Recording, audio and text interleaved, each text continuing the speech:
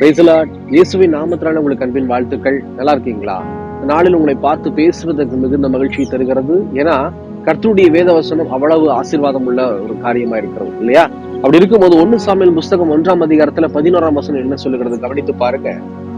சேனைகளின் கர்த்தாவே, தேவரீர் உம்முடைய அடியாளின் சிறுமையை கண்ணோக்கி பார்த்து உம்முடைய அடியாளை மறவாம் நினைந்தருளி உமது அடியாளுக்கு ஒரு ஆண் பிள்ளையை கொடுத்தால் அவன் உயிரோடு இருக்கும் சகல நாளும் நான் அவனை கர்த்தருக்கு ஒப்பு கொடுப்பேன். அவன் தலையின் மேல் சவரகன் கத்தி படுவதில்லை என்று பொருத்தனை பண்ணினாள்.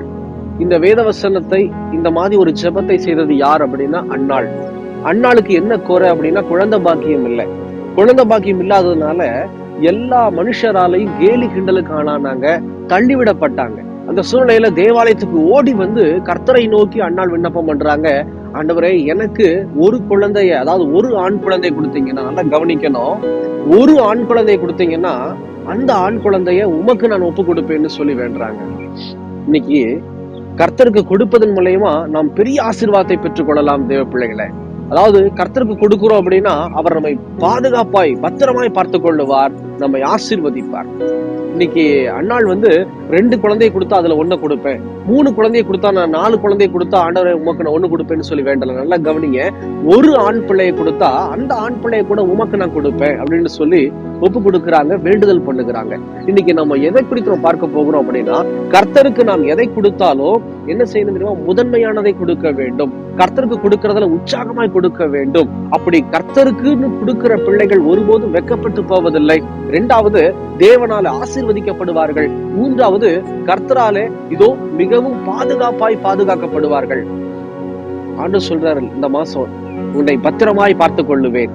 அப்படிதான் அன்னால பத்திரமா பாத்துக்கிட்டாரு. வரக்கூடிய அதிகாரத்தை நீங்க எடுத்து வாசிச்சு பாத்தீங்கன்னா, 2ஆம் அதிகாரத்துல எல்லாம் வாசிச்சு பாத்தீங்க அப்படின்னா, அன்னாளை தேவன் கடாட்சித்து இதோ கர்த்தருக்கென்று ஒரு பிள்ளைய, அதாவது ஒரு ஆண் பிள்ளையை பெற்று ஒரு ஆண் பிள்ளை ஆண்டவர் கொடுத்தோன்னு அன்னாளுக்கு 3 ஆண் பிள்ளையும் 2 பெண் பிள்ளையும் ஆண்டவர் அன்னாளுக்கு கொடுத்து ஆசீர்வதித்திருப்பார். பிரியமான ஜனமே, அது மாத்திரமல்ல, சாமுவேல் என்னும் பிள்ளை ஆண்டான்.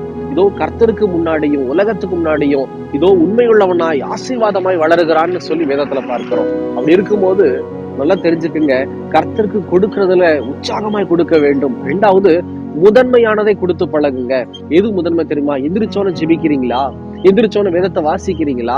தேவ சமூகத்துல வேண்டுதல் பண்ணும் போது ஆண்டவரே அப்படின்னு சொல்லி முதல்ல அவர்கிட்ட பேசி வேண்டுதல் பண்றீங்களா? யோசனை பண்ணி பாருங்க. கர்த்தருக்கு கொடுக்கறதுல அன்னாளை போல உற்சாகமாய் இருந்து பாருங்க. அன்னாள் ரெட்டிப்பான ஆசீர்வாதம், ரெட்டிப்பான்னு சொல்ல முடியாது, 5 மடங்கு ஆசீர்வாதங்களை அன்னாள் பெற்றுக்கொள்ளாங்க. ஒப்பு கொடுத்த அந்த பையனையும் சாமுவேலையும் ஒரு தீர்க்கதரிசியாய் கர்த்தர் மாற்றி கடைசி வரையிலும் ஆசீர்வதித்ததை நாம் பார்க்கிறோம். இன்னைக்கு ஒப்பு கொடுங்க, ஆண்டவருக்கு கொடுங்க. ஆண்டவருக்கு கொடுக்கறதுல குறை வைக்காம கொடுங்க. கர்த்தர் உங்களுக்கு பல மடங்கு திரும்ப உங்களுக்கு தந்து ஆசீர்வாதமாய் மாற்றுவார். நீங்கள் ஒப்பு கொடுக்கிறதையும் கர்த்தர் அப்படியே அழகா பாதுகாத்துக் கொள்ளுவார். செபிக்கலாமா? கண்களை மூடி. எங்களை நேசிக்கிற நல்ல ஆண்டவரே, இந்த வேலைக்காக ஸ்தோத்திர ராஜா. இந்த நாளிலும் கூட உமக்கு கொடுப்பதனுடைய பலனை நாங்க ஆண்டவரே அறிந்திருக்கிறபடினால் உமக்கு நன்றி செலுத்துகிறோம். ஆண்டவரே தகப்பனே, இதோ அன்னாள் கொடுத்தது நிமித்தம் 5 மடங்கு ஆசீர்வாதங்களை பெற்றுக் கொண்டாங்க. ஒப்பு கொடுத்த அருமையான பிள்ளையாண்டானையும் ஆண்டவரே அருமையாய் தகப்பன் இந்த சமுதாயத்துல வளர்த்திருக்கிறீங்கப்பா. ஒரு தீர்க்கதரிசி எங்களுக்கு நீங்க கொடுத்திருக்கிறீங்க ஆண்டவரே.